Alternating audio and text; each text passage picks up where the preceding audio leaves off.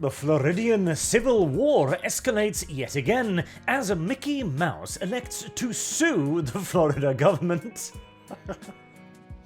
alleging that Ron DeSantis and his duly elected government is interfering with Disney's ability to do business and with its protected speech. Oh, imagine that. Disney's suddenly very libertarian when it comes to speech, are they? This is the same corporation that have extended and rewritten copyright rules in the United States for their own benefits for the last half century or so. This is the same corporation that is actively pushing a far-left agenda on everybody they can, even going so far as to admit to it in their meetings. An agenda that specifically wishes to destroy any and all opposition. But now that there's pushback, libertarians, please save. No, very much so no. Okay, here's the thing.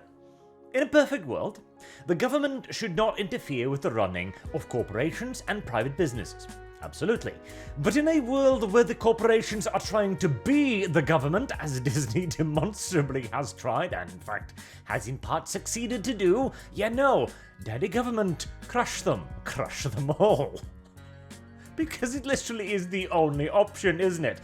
No matter how imperfect our modern-day democracies might be, we've got a lot more to say in them than we do in the running of the Disney Corporation. So, let's have a read here. In a dramatic escalation of an increasingly bitter feud, Disney filed a lawsuit alleging that DeSantis orchestrated a retaliation campaign as punishment for Disney's protected speech. Now, to give Devil his due here, they are at least in part correct here. Disney does have the ability to say whatever the hell Disney wants, and Disney has, repeatedly. But what Disney does not have the ability to do is take its own values and enforce it upon the people of Florida. What Disney does not have the power to do is to, actively run its own lobbying campaign as a damn near sovereign nation within Florida against the government. Even, as I talked about in the ArchCast a while ago, signing an agreement with their own puppet board of the Reedy Brooks Development District, I think it was called, the Disney personal fiefdom, granting them personal ownership over it until the death of King Charles III of England and all of his descendants. Which, incidentally, that was a contract that didn't stand for long, in large part because, there is no such thing as the King of England. That was a title abolished, a couple hundred years ago? But details. The King of Britain, however, remains. The Walt Disney Company on Wednesday filed a lawsuit in federal court against Florida Governor Ron DeSantis and other officials alleging a targeted campaign of government retaliation, which, to be fair, they probably are the target of a targeted campaign of government retaliation, and they deserve to be. After the company publicly opposed a state law that critics call "don't say gay," yes, and proponents call "don't groom our children, you fucking perverts." Sounds pretty bad either way, honestly. This is the issue when you name every single bill in either the most charitable or the most oppositional way imaginable, because in reality, the bill wasn't even anything that special. It was something that should be considered fairly common sense. Don't show sexual shit to children, as actually the article will mention later on, to its credit. Disney and DeSantis have been embroiled in a feud over Walt Disney World's self-governing privileges in the Orlando area, which the possible Republican presidential contender, has threatened to revoke. The corporation, he has pretty much already revoked it, but now it's just the pure paperwork. The corporation is one of the state's largest employees and a key driver of tourism. And again, it's me holy GDP, isn't it? Yeah, okay, the GDP is important, don't get me wrong, income is important, tourism and getting money to the state is important, but if it is no longer your state, but rather the Disney Corporation Incorporated, again, bit of a problem when the corporation wants to become the government. The power struggle started when Disney, under then CEO Bob Chapek, criticized the Florida government for a state education law that opponents have dubbed Don't Say Gay. And again, their proponents have simply called Don't Groom Children. DeSantis signed the bill into law in March 2022 amid growing speculation that he might challenge former President Donald Trump for the 2024 GOP nomination. I kind of want him to. Actually, well, I would like for him to skip this one and do the next one, because, well, I do think he's a very good candidate, but I do also think that the end of the Trump-Aluphagus saga requires a little bit more of a finale, you know, but... Disney's lawsuit, filed in the U.S. District Court for Northern District of Florida, dramatically escalates the fight. The company alleges that a retaliation campaign was orchestrated every step by Governor DeSantis as punishment for Disney's protected speech, and now threatens Disney's business operations, jeopardizes its economic future in the region, and violates its constitutional right. So this really here is the key clenching point here. So they are alleging that a campaign is being waged against them because of something they said, and these are the consequences that they feel are going to be of these actions, making it thus illegal, because, well, if there isn't any damages, you can't claim damages, obviously. But jeopardizing its economic future in the region and violates its constitutional rights. I am unaware of any corporation's constitutional right to own a slice of sovereign land in America. At least I haven't heard of it as yet. And jeopardizing its economic future in the region. Well, again, if your economic future is based upon being a nation, then yes, you have jeopardized your own economic future, it seems like. Disney regrets that it's come to this. I bet you they do, as this is not only going to cost them a lot of money, but they're almost guaranteed to lose as well. The company said in the first section of the lawsuit, but having exhausted efforts to seek a resolution, the company is left with no choice but to file this lawsuit to protect its cast members, guests, and local development partners from a relentless campaign to weaponize government power against Disney in retaliation for expressing a political viewpoint unpopular with certain state officials.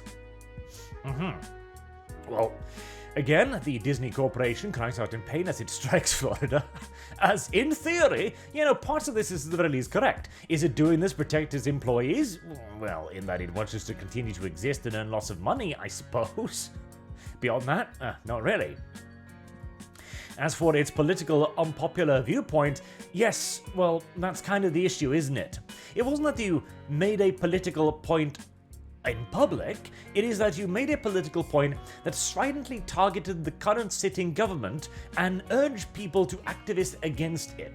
You are literally saying, hey, government, we hate you, please go away, and we'll do everything in our power to do that. Wasn't that even the official statement at the time by Chapek, that Disney was going to do everything in its power to see that this didn't turn into law, etc.? It's a quick little tip. Don't threaten the government. It takes that shit very personally. And again, in a perfect world, I would side with Disney here, as the government shouldn't be interfering with businesses. But when the business, again, is already basically trying to run its own government with a far left-wing political ideology, no. This is just fine and dandy. In a statement to NBC News, a spokesperson for DeSantis said, "We are unaware of any legal rights that a company has to operate its own government or maintain special privileges not held by other businesses in the state." Correct. This lawsuit is yet another unfortunate example of their hope to undermine the will of the Florida voters and operate outside the bounds of the law, as again, Disney's special privileges are unquestionable.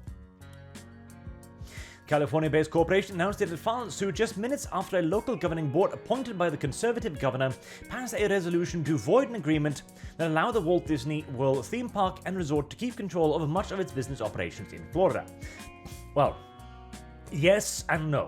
This is a very charitable way of interpreting it, because this, I believe, refers to the same contract that we covered in the ArchCast, where Disney granted itself absolute governance over the Reedy Creek's development district for basically eternity, and gave the government power over, well, basically maintaining the roads and the sewer network. Like, literally, they granted themselves every privilege in the book. They could build whatever they wanted, however they wanted, whenever they wanted, to whatever standard they wanted. There was no restrictions whatsoever. They were, in effect, declaring independence. Disney was openly and legally granted a new and special privilege. That privilege is of running its own local government.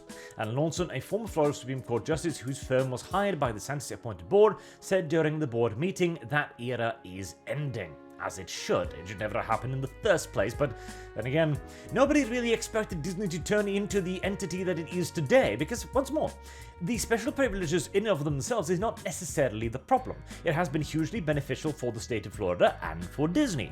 And so long as Disney would have just stayed in their own motherfucking lane and kept out of politics and just made cartoons, nobody would have had a problem with this. But they chose not to, and instead became, again, a government with a political ideology. Legislation at the root of the conflict, the Florida Parental Rights and Education Act, which is a much better name for it, bans classroom lessons on sexual orientation and gender identity in early grades. Well, sort of. As I mentioned, the thing does mention this.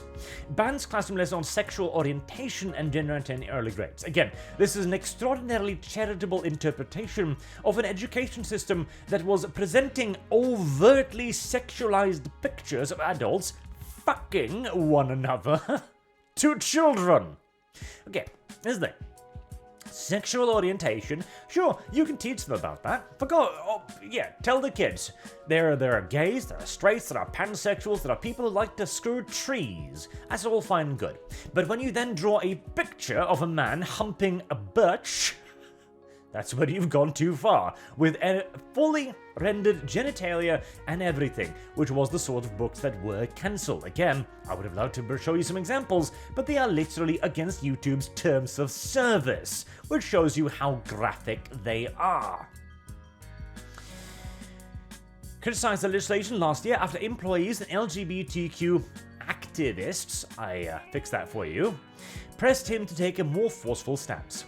In response, Florida assumed control of Disney World's self-governing district and tapped a new board of supervisors that would oversee the special tax districts that encompass the theme park and resort property. And that's when Disney also asked the old government to enforce that ridiculous until the death of the King of England thing. Disney then fired back to Central Florida Tourism Oversight District Board with an agreement that essentially stripped the supervisors of their power. As mentioned, the board said earlier Wednesday that Disney's move to keep control over the property was unlawful. Yes. And Disney outs Chapek in late November, replacing him with Bob Iger. Now, I would honestly expect Bob Iger to be wanting to de-escalate this rather than to push it yet further, but it's very possible that he simply believes, and Disney does as well, that their backs are fully against the wall, and probably they are. Because here's the thing.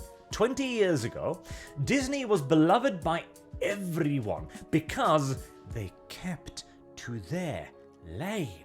They simply made entertainment, and nobody hated them for simply making entertainment. But after becoming an explicitly left-wing organization, well, they are now a political entity, and a more than valid target for its political opponents. And in this case, well, your political opponents won the elections. And that's going to be the problem, isn't it? You cannot be a political entity one moment when it suits you and then stop being one the next once you're starting to get some consequences for your decisions. And right now, Disney is now universally a loathed company instead, because they're not doing enough for the left, because they can never do enough for the left, and they are doing everything they can to piss off the right, which, well, they tend to be very good at developing a bit of a grudge these days.